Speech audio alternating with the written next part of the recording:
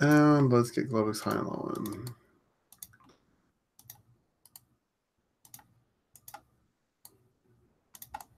Okay, Globex low 68.8150.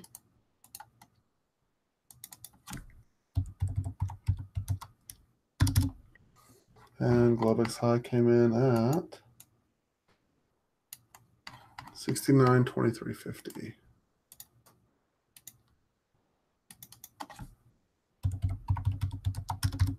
It's quite the spread there. We basically traveled again. That's why I had this marked as yellow last night, right in the middle of balance, easy to trade all the way through, right? So I need evidence here in order to take a trade, just FYI. Let's get ES done really quick.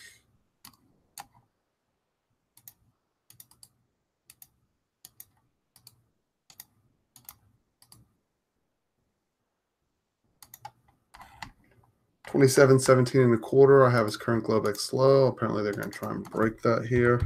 And I thought it was going to be a nice sleepy morning. Apparently not. And the high was 27.27 3/4.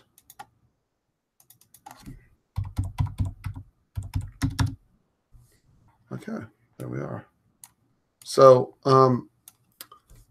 let's get started. So first, this is Simon with ToughTrader.com. Good morning. I'm sorry I'm running a little bit late.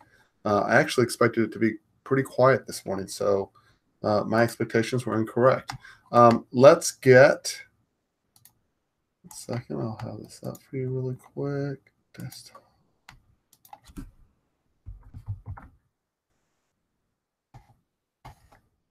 Okay, there we go.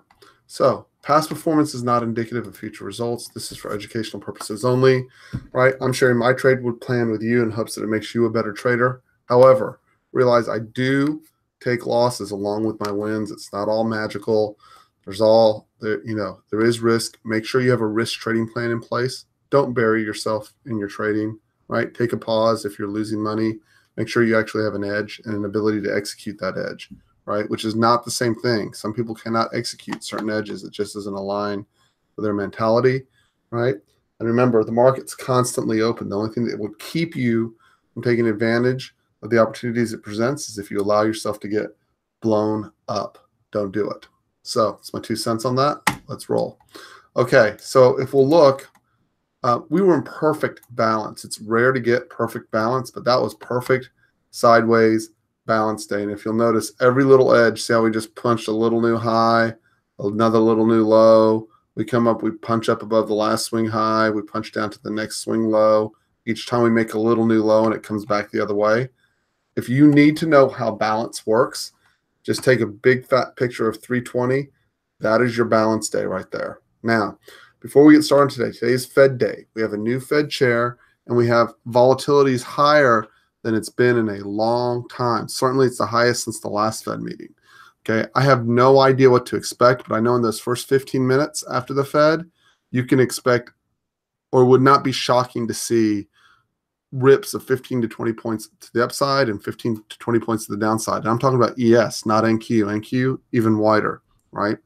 I have not decided if I'm going to trade it or not yet. I'm going to probably come and just keep an eye on it and see what it looks like. And if I see the opportunities are clear, I'll take the trade. And if I can't see a clear setup, I'll just kind of shrug my shoulders and come back tomorrow. I don't have a need to trade it. That being said, we're gapping down.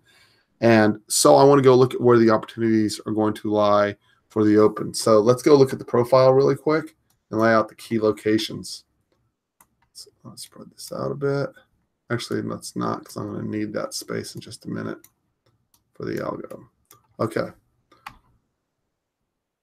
So clearly risk off. This up. Let's go to TPO. And let's look at the profiles. Okay, so let's start with NQ, then we'll roll to ES. Okay, see how this is just one blunt, looks like a, I don't know what it looks like, it just looks like an arrowhead, right?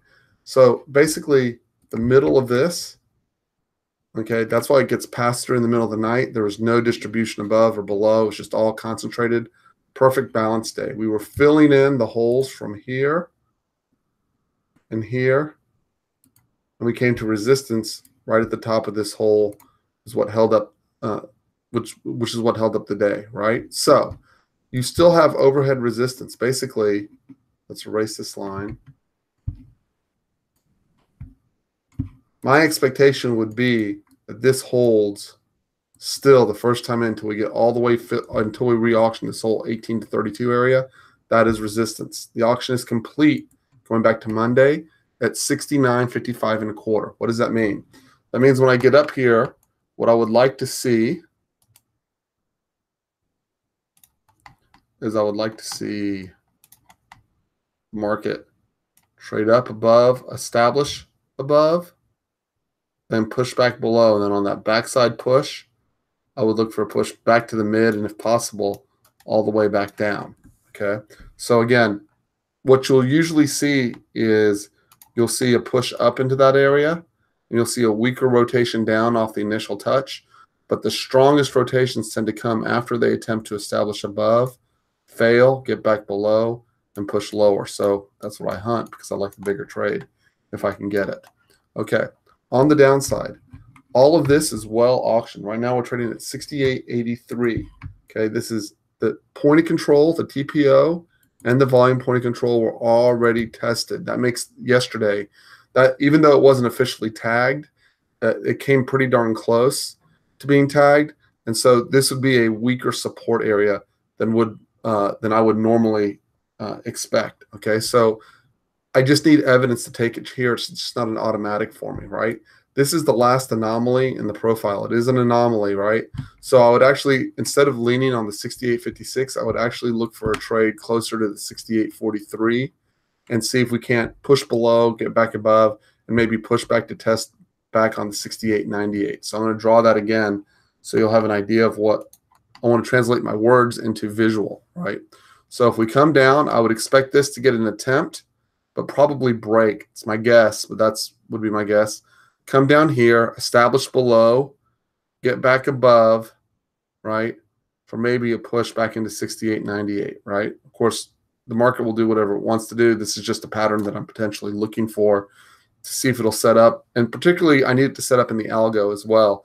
But this is the pattern I'm looking for down here, right? The problem really comes is if we establish below this area, because if you look back to the left, so now if we go look underneath, there's nothing past here that says, hey, buy me. This is all, actually, it's a poor low, in my opinion.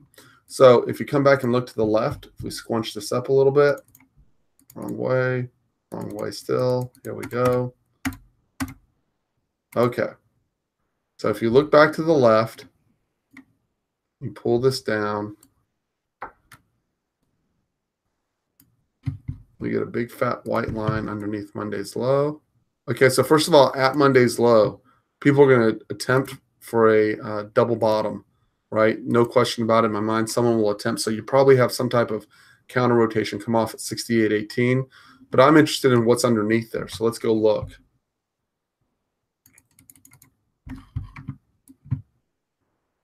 I'm going to run a little bit past the open again for those who have not been with me. I'm pretty much not trading the first half hour, so they can do whatever they want with it.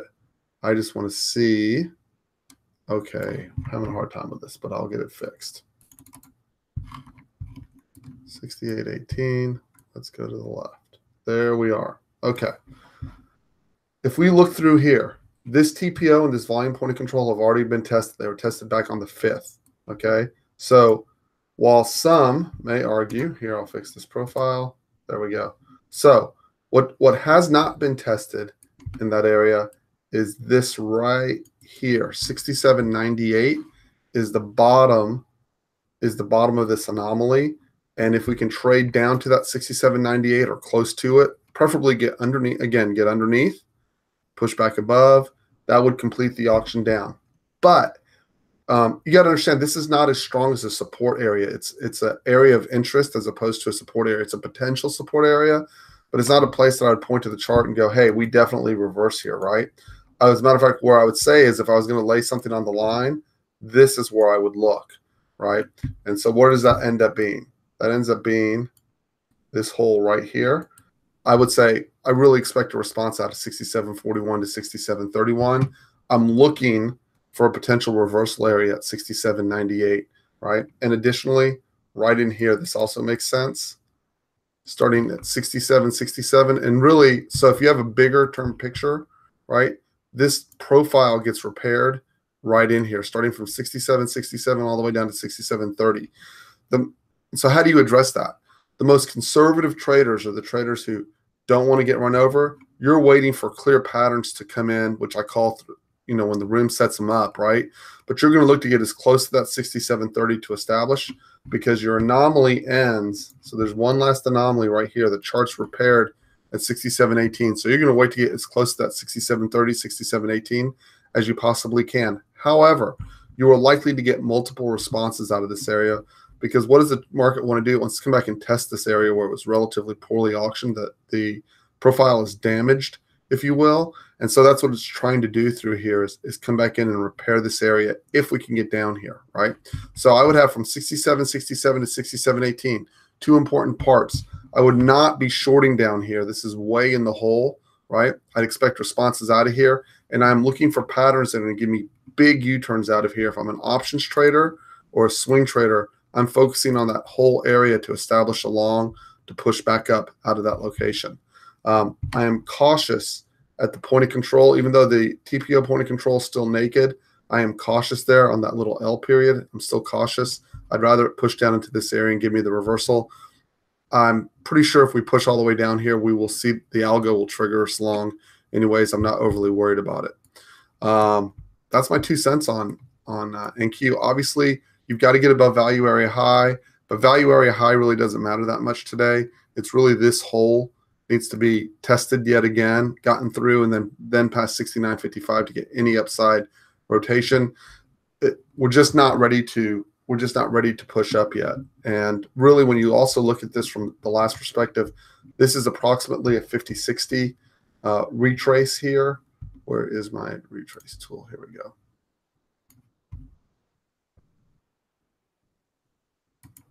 There's the 62 retrace. We couldn't establish behind it. So that 69.18 and a quarter on a 30-minute basis, closing above and holding above 69.18 to 69.32 is an absolute requirement for getting any push to the upside, right? So even if we push in to that 18.32 and reject and we can't close back up in there on a 30-minute time frame, this is probably a great location for rejection. And even then, your next hurdle is 69.55. So there's what I'm trying to say is there's obstacles above for moving higher easily. There's not a lot of obstacles in the way for moving down into the 66 to the 67.67 down to 67.18. I think the downside actually has an easier path than the upside right now, although I'm not bearish. So let me restate how I'm looking at that.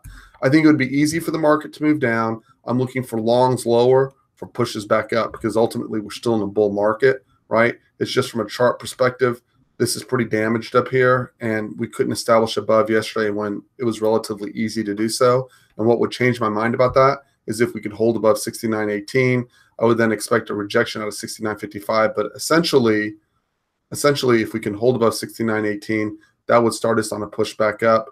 If we can get past the 69.55, there's not a lot of resistance in here in this 7,000. Believe it or not, would be a pretty easy profile to push through. So let's go look at ES really quick. And we are about to open, by the way,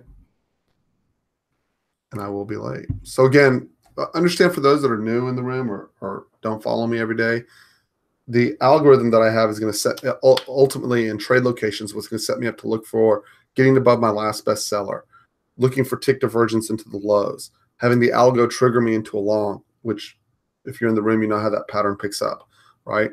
That's what I'm looking for. So this is just a general background. I'm trying to match the micro with the macro, right? So let's go through this really quick. Again, this profile is nothing impressive. There just wasn't anything in here. We were unable to establish above the 50-60 retrace. We could not get behind that 62. There's a hole in the profile. I'm going to give you some very specific numbers here. At approximately 27.30 and a quarter, I expect rejection there. If we can get past the 30 and a quarter, the auction's complete up at 39 and a quarter. Again, I look for an above and below for a pushback in on ES. On the downside, this point of control has this point of control was covered over yesterday. Obviously, the TPO point of control has not been tested. I would look for someone to actually try to hold that 27.09 and push back up from it, particularly if you can trade a little bit past it, then get back above for a push back in. ES actually looks a little bit healthier than NQ. Here's where the problem comes in on ES. If we establish below value area and we can get past that 27.07, the next clear area. So see how we pushed into this anomaly here to the left? See that? So that's a great example of why I look to those anomalies. See how we got the reversal off of that anomaly off to the left. All the way over here. We came right down to it, pushed back up. The next one of these, right, is sitting right over here. So that's what I'm targeting. If we get past that low, I'm looking for a long out of 26.84 3/4. These are not automatic. They can get blown up if the momentum is strong enough, but that's where I would look. It's not even a huge stretch, quite frankly, 18 to 84. If we take the 50 points the market can normally travel to the downside, which it demonstrated the other day, take to 27.19, that puts us at 26.70, right there. And that 26.70 is interesting because there's a hole in the profile right there. And if I were going to bet dollars to donuts and I could only pick one place to pull a trade off, right, without knowing whether it'll hit or not, it would be right there. That is where I want my long. If I could take a long, if I was going to swing out of that location, if I'm an options trader, that is where I'm looking for swings back up. The market tends to want to get repaired. If we get past 27.39, be aware there's nothing holding us for a direct trip to 27.59, and clearly that's within our purview of a 50-point rotation to get back up there, right? So bottom line is, if I can get above 27.32, I'm looking for, 27.39, I'm looking for 27.59, right? Otherwise, I'm looking for a rejection out of each of these little areas, including 27.30 to 32. I'm looking to be a seller there, right? If I can get down to 27.07 and the pattern supports itself, I'm looking for a scalp out of this location, possibly back to 27.20. Holding below 27.07 and assuming that the double bottom does not hold, which I don't know if it will or won't. Again, that's a visual thing. You have to see if they're actually responding there or not. I would assume that I can take a shot either at 26.84 and then again at 26.73 to 26.71. And those are my key locations below to find longs. If we consolidate above 27.39 and do not fall apart, I will look for a long up to 27.59. From there, and actually this would be, if we can get past this naked point of control, that would actually start us on a new bull leg to the upside, but it has to get past this 27.39 first to do it. Otherwise, I'm looking to be a seller as it reaches in here. So now the last piece, it's the Fed, right? And I want to take a step back for just a second and address this really quickly. Okay, I've been coaching for a long time. The volatility has been really, really low over the last 2 years on Fed days. Prior to the really collapsed volatility, Fed days had rotations in ES of 20 to 30 points within 5 to 10 minutes, okay? I'm not saying that will happen today. What I am saying is volatility has clearly visually increased in ES. We're having 50-point rotation days, okay?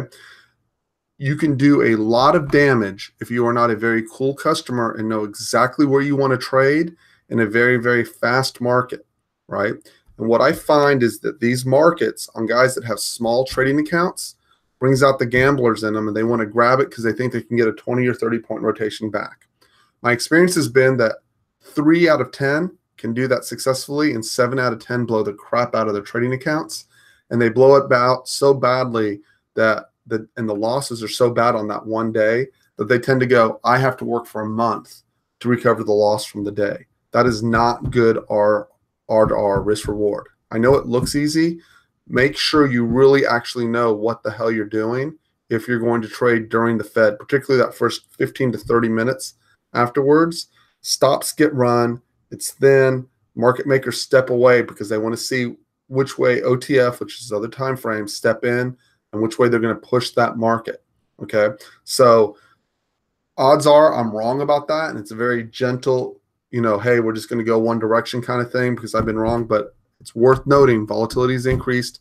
These are high volatility moves historically up until the last year or so. We have a new Fed chair. right? And you would think that they're just going to keep everything on even keel, but you just don't know, right? And that also speaks to the other part. If you're really concentrating on getting the huge home runs to make your money, right, it means you can't pull out on a daily basis your bread and butter trades. And that's a problem if you're trying to be a day trader. If you need those huge, massive moves to cash in and to keep your account positive, that means your skill level has not risen to a high enough level where you know you're coming in, day out, and grinding the money out of the account. And that would be unfortunate. So that's my 2 cents. I am going to focus on seeing if I can't pull out a trade or two before 10:30. I expect at 10:30, even though with the London close comes at 11:30, I would expect that we are going to start to grind prior to coming into that Fed meeting. So at any rate, that's my 2 cents. I'm waiting till the first half hour is over. Looks like we are falling out of yesterday's balance range, right? So it'll be interesting to see if they can respond out of the value area low and pick back up, but and Globex low. Anyways, that's my 2 cents, guys. I'm looking for the algo to set us up and trigger us. I'm pretty sure we get our 1 or 2 trades. Yesterday, I think my best trade was 20 points on NQ. And like I said, I was kind of in vacation mode before I got here this morning. So apparently I'm actually going to have to work this morning, which is fine. I don't have an issue with that.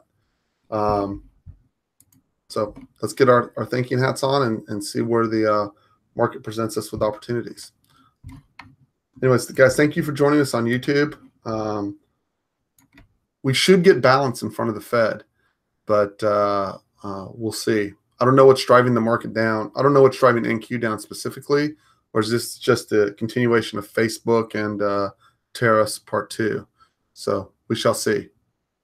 Oh, and then one last piece. I remember 10-point rotations. I do want to show you this, right? If you have nothing else to lean on, right? If you look, yesterday's high came in at 27.27, right? If you come down and look at 27.16 to start looking for your location for a long, you got a beautiful long side trade, right? If you were looking for a short from the low, right? 27.13, you look up to 27.23, 10 points up, gave you a beautiful rotation down. Now that doesn't work every time, right? It just gives you a place to start to look. You can see here we clearly had a rotation from 27.12 all the way up to 27.28. It's just a nice buffer that you can put in for ES and gives you a place to look and go, what's in this area that could, or where's the patterns being generated, or what's in this area that will offer support that I can find a trade, so I'm not randomly guessing at my entries and exits. I'm letting the market stretch to find my trading opportunities, right? So also remember one other piece, right? We are not broken out or broken down unless we can get outside of yesterday's balance, right? So be cautious when you get down here getting bearish because you're at the bottom of the range. Whether this is ES or NQ doesn't matter. You get down here, you're at the bottom of the range. Clearly there was responsive buyers. Clearly there's responsive sellers up here. You've got to get above these guys and hold, or below these guys and hold to get an extension either way. So that's my other 2 and 3 cents about that. So anyways, I'm going to enjoy my cup of tea, guys, on YouTube. Thanks for joining. I appreciate it. We'll be back tomorrow morning. And if you'd like to visit us in the room, you can send me an email at tradertough@gmail.com. And my name is Simon, and I'm more than happy to extend a 5-day pass into the room. And that's it. Let's get to work, guys. I'll talk to y'all later. Thank y'all for joining.